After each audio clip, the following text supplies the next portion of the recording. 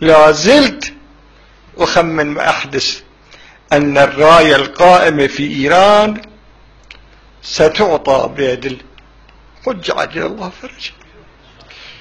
اسكتوا يطول، أنا ما أدري ما أعلم، بس أنا اللي أفهم أن هذه هي العلامة الحقيقية.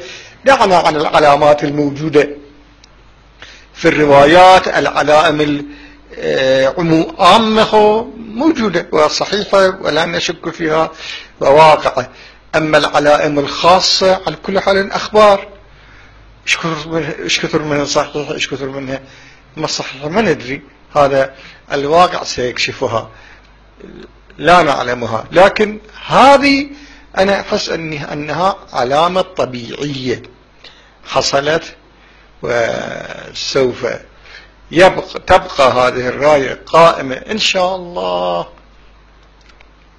إلى ظهور الحجة.